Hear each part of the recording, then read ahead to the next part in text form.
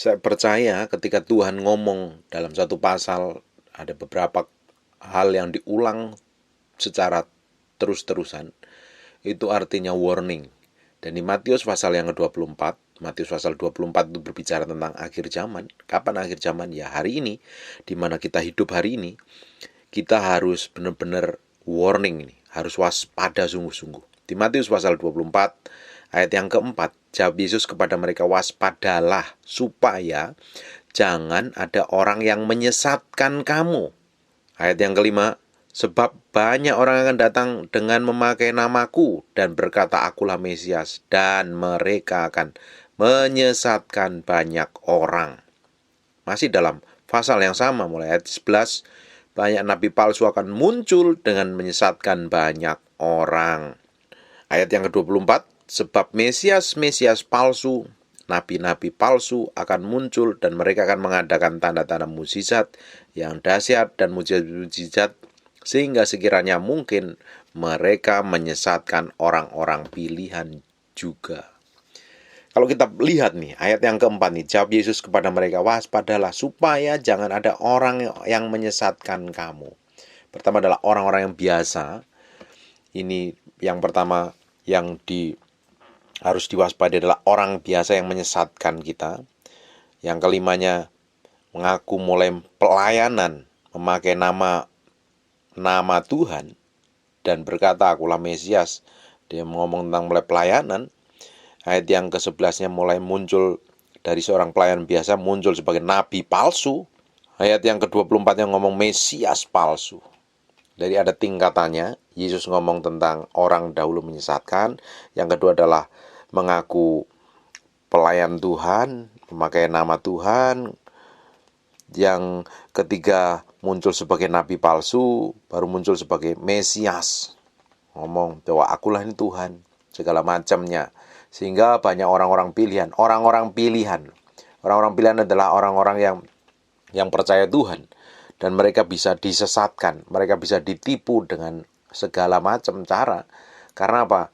Tidak bisa membedakan roh mana yang dari Tuhan atau tidak. Dan hari ini banyak sekali pengajaran-pengajaran yang pusatnya pada diri sendiri, bisa memakai nama Tuhan, bisa ngomong tentang Tuhan, tapi ujungnya bukan Yesus yang dimuliakan, tetapi setan yang dimuliakan. Kita ini sebagai orang percaya harus benar-benar ngerti.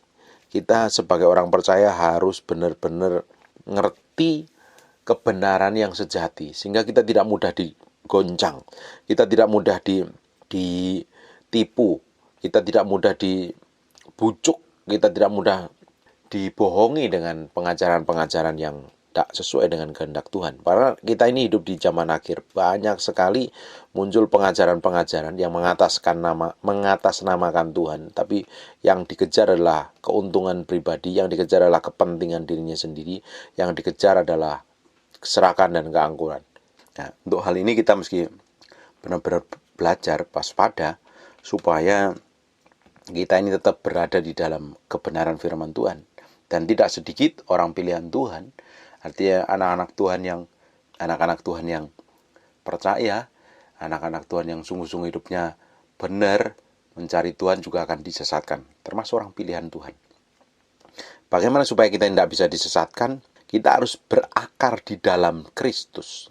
Di Kolose 2 ayat yang ke-7, hendaklah kamu berakar di dalam Dia. Kita harus bertumbuh di dalam Kristus Tuhan. Kita berakar. Kita itu memiliki akar yang kuat di dalam Tuhan, ke dalam. Sehingga pohon itu ketika memiliki akar yang kuat, yang dalam sekali ke tanah, itu susah sekali dicabut, susah sekali dirobohkan, susah sekali digoncangkan.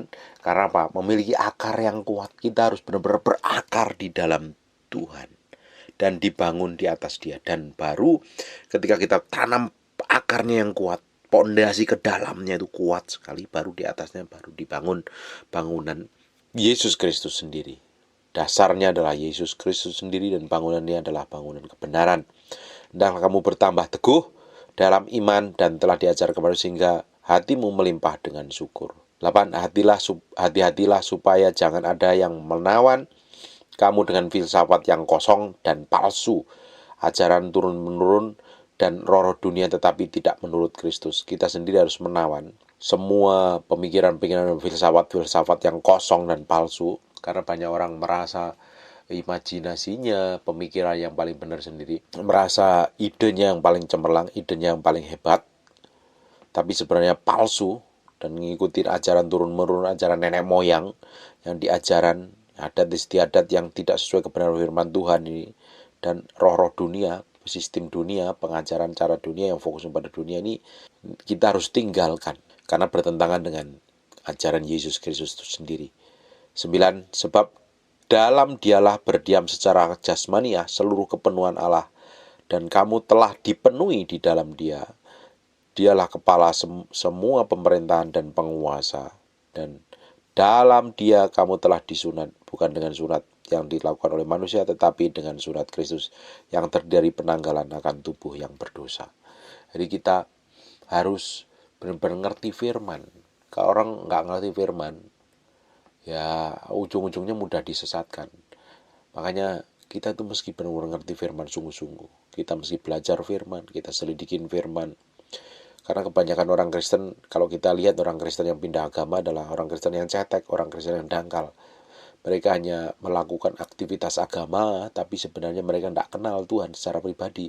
Sehingga mereka mudah dibujuk rayu dengan jabatan, dibujuk rayu dengan pasangan hidup, mungkin dibujuk rayu dengan harta, sehingga mulai pindah dengan agama yang lain.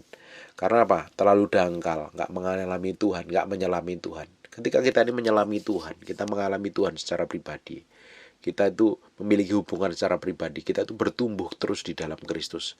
Boleh kita menghadapi goncangan, godaan, segala macam, tapi kita tetap kuat di dalam Tuhan. Karena kita ngapain? Kita mengenal Tuhan. Kita mengalami pengenalan secara pribadi dengan Tuhan, sehingga kita mengalami hidup yang benar-benar diubahkan, hidup yang berjalan seperti apa yang Tuhan mau. Nah, ketika kita ini memiliki pengalaman pribadi dengan Tuhan, sekalipun banyak hal yang ditawarkan kepada kita untuk menggoda kita akan tetap kokoh. Meski goncangan datang, terpaan datang, himpitan datang, kita tuh tetap kuat. Karena apa? Kita sudah mengalami Yesus Kristus secara pribadi. Tapi kalau kekristenan kita tuh dangkal, nggak ngerti apa-apa, nggak ngerti firman, berdoa juga asal-asalan, berdoa juga sembarangan, sembrono. Ujungnya apa? Ujungnya ya menjadi orang yang benar-benar nggak ngerti apa-apa.